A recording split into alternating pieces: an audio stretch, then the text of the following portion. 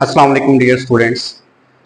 आज हम डिस्कस करेंगे कि सेंटेंस क्या होता है और सेंटेंस की जो डिफरेंट किस्म की काइंड्स होती हैं वो कौन कौन सी होती हैं। वर्बल और नॉन वर्बल सेंटेंस क्या होता है, फिर आगे वर्बल की डिफरेंट किस्म की काइंड्स किस तरह से अपनी डिफरेंट किस्म की ब्रांचेस क्रिएट करती हैं, आज हम उसको डिस्कस करेंगे।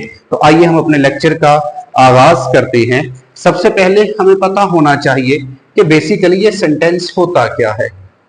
अगर हम सेंटेंस की डेफिनेशन की तरफ जाएं तो हमें पता है कि सेंटेंस की डेफिनेशन होती है जी,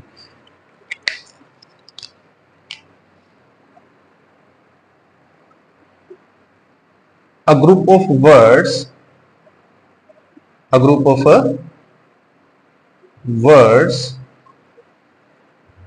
that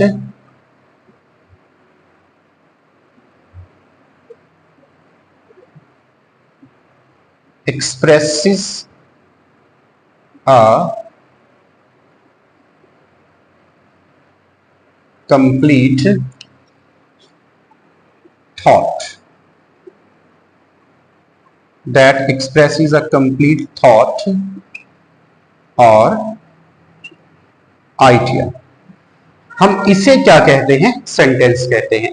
यानी कि सेंटेंस हमारे पास ऐसा होता है कि वर्ड्स को इस तरह से अरेंज करें सिस्टमेटिकली कि उनका एक हमें वाज़े तौर पर मतलब और मीनिंग समझ में आ जाए, तो उसे क्या कह देते हैं, सेंटेंस कहते हैं जी।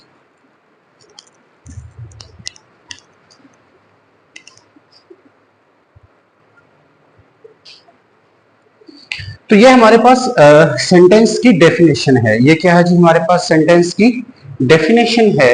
A group of words that expresses a complete thought or idea is called sentence। ठीक है जी। आगे हम इसकी काइंड्स की तरफ चलते हैं तो हमारे पास इसकी जो काइंड्स होती हैं बेसिकली वो दो तरह की होती हैं। Types of sentence, types of sentences. तो सेंटेंसेस की टाइप्स की बात करें तो हमारे पास ये दो तरह के सेंटेंसेस लेकर आता है। एक हमारे पास होता है जिसे हम कहते हैं नॉन वर्बल सेंटेंस। क्या कहते हैं, नॉन वर्बल सेंटेंस। और एक हमारे पास होता है जिसे हम कहते हैं वर्बल सेंटेंस। ठीक है।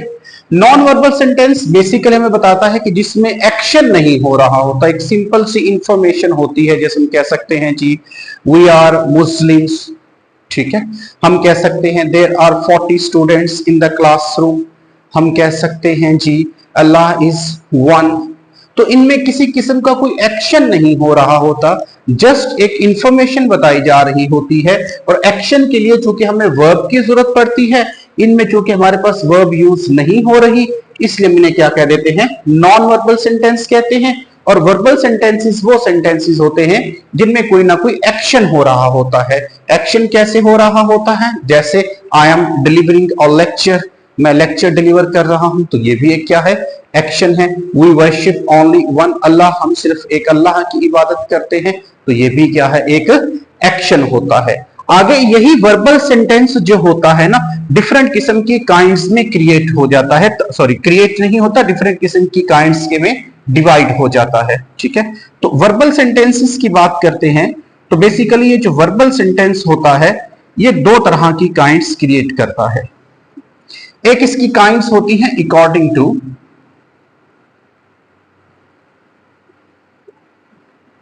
स्ट्रक्चर। पहली इसकी काइंड कौन सी होती है जी, अकॉर्डिंग टू स्ट्रक्चर। और दूसरी इसकी काइंड होती है according to function, according to function. According to structure की बात करें तो अकॉर्डिंग टू स्ट्रक्चर ये सेंटेंस जो होता है तीन तरह का होता है। कितनी तरह का होता है जी, तीन तरह का होता है अकॉर्डिंग टू स्ट्रक्चर। पहला हमारे पास होता है जिसे हम कहते हैं सिंपल सेंटेंस। क्या कहते हैं जी, सिंपल सेंटेंसेस। दूसरा हमारे पास होता है जिसे हम कहते हैं कंपाउंड सेंटेंसेस, और तीसरा हमारे पास होता है जिसे हम कहते हैं क्या जी, कॉम्प्लेक्स सेंटेंसेस। आज हम इन्हीं चीजों को डिस्कस करते हैं। अकॉर्डिंग टू फंक्शन जो है वो हम बाद में डिस्कस करते हैं। पहले हम जो है सिंपल सेंटेंसेस, कंपाउंड और जो कॉम्प्लेक्स सेंटेंस होता है उन्हें डिस्कस कर लेते हैं। जब हम बात करते हैं सिंपल सेंटेंसेस की, तो सिंपल सेंटेंस जो होते हैं ये क्या होते हैं, consist of only one main clause। यानी कि सिंपल सेंटेंस के अंदर क्या होती है, सिर्फ एक मेन क्लॉज होती है। कैसे मेन क्लॉज होती है, जैसे हम कहते हैं जी he writes a letter। तो अब इसमें सिर्फ एक मेन क्लॉज है, क्योंकि इसमें एक मेन वर्ब यूज हो रही है और एक सब्जेक्ट है, इसलिए सिंपल सेंटेंस है।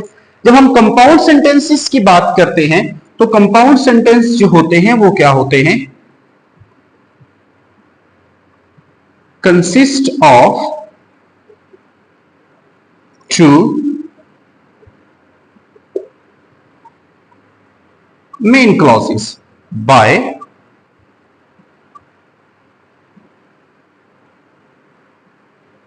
Coordinate conjunctions. यानी कि अगर दो मेन क्लॉजेस के दरमियान में एक कोऑर्डिनेट कंजंक्शन यूज हो जाता है तो हम उसे क्या कह देते हैं, कंपाउंड सेंटेंस कहते हैं। जैसे फर्ज कर ले, मैं यहां पे सेंटेंस लिखता हूं, ही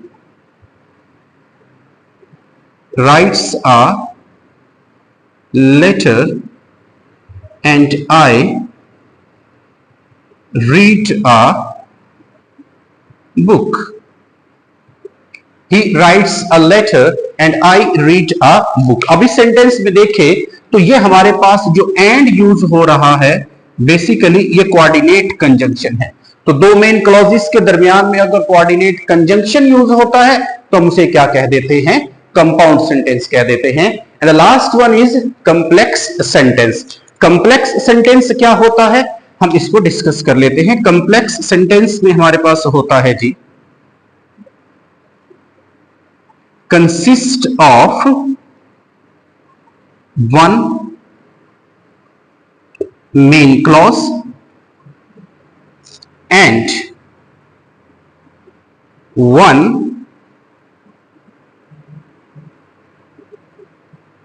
सबऑर्डिनेट क्लॉज by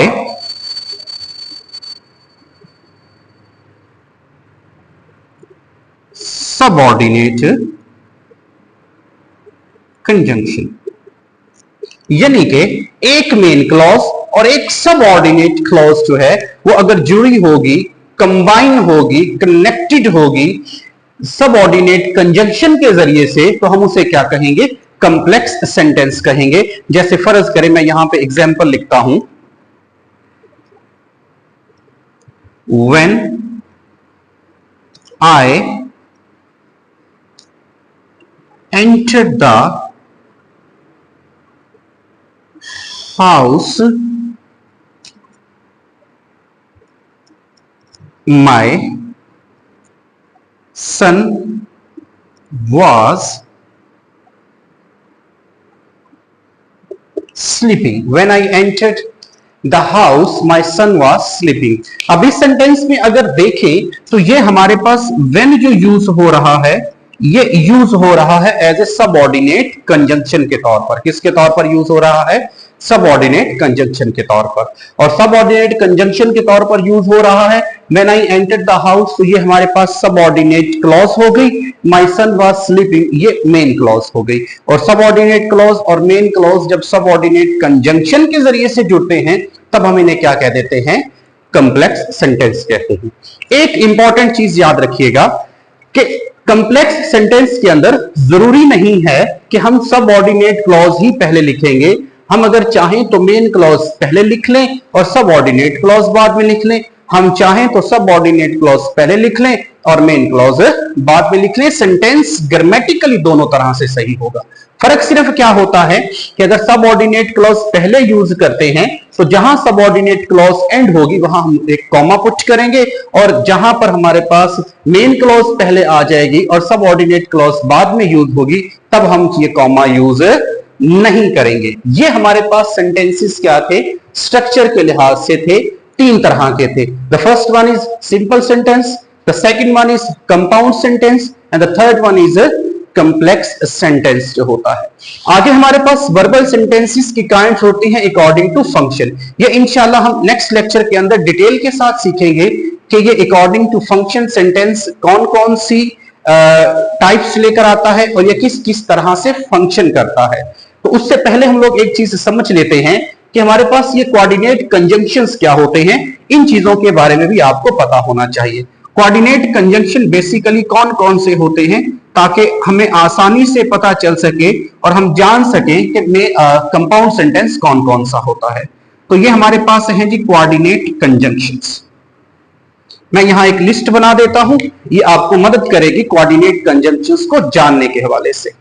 हम सबसे पहले डिस्कस करते हैं जी फॉर को, फिर हम लोग यूज करते हैं क्या, एंड को, उसके बाद नॉर को, उसके बाद बट, उसके बाद और, उसके बाद येट और उसके बाद सो।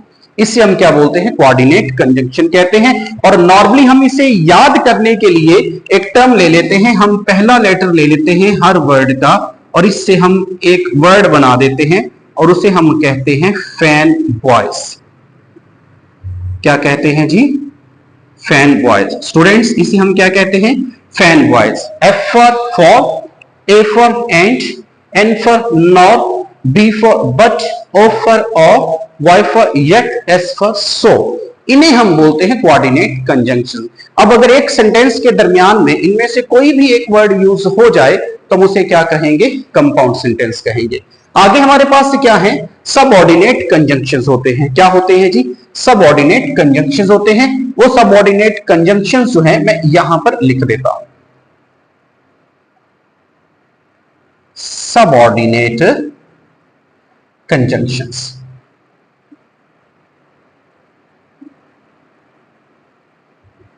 तो जो सबऑर्डिनेट कंजंक्शन होते हैं डिफरेंट किस्म के होते हैं और ये डिफरेंट किस्म की मजीद काइंड्स क्रिएट करते हैं, लेकिन जो मेन है हमारे पास सबऑर्डिनेट कंजंक्शन वो हमारे पास क्या हो सकता है, व्हेन हो सकता है, व्हाइल हो सकता है, इफ हो सकता है, बिकॉज हो सकता है, ठीक है जी, अनलेस हो सकता है, अनटिल हो सकता है।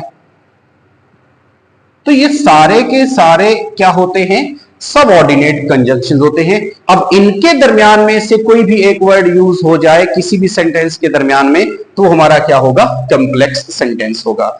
आई होप कि आपको स्ट्रक्चर के लिहाज से सेंटेंसेस की जो तीन काइंड्स होती हैं वो हमारे पास क्या होती हैं, सिंपल, कंपाउंड और कंप्लेक्स, और इनकी जो नॉर्मल डिटेल है वो मैंने यहां पर डिस्कस कर दी है। आई होप कि आपको इसके बारे में काफी हद तक रहनुमाई मिल गई होगी कि हमारे पास स्ट्रक्चर के लिहाज से सेंटेंसेस कौन कौन से होते हैं। इंशाल्लाह अगली वीडियो के अंदर हम लोग अकॉर्डिंग टू फंक्शन जो है सेंटेंस किस तरह से बनता है और किस तरह से हम लोग इसको यूज करते हैं वो भी डिस्कस करेंगे। और इसके अलावा और भी बहुत सारी चीजें जो इंपॉर्टेंट होगी सेंटेंस के हवाले से उनको भी हम लोग डिस्कस करेंगे। तब तक के लिए अल्लाह हाफिज, अपना ख्याल रखिएगा।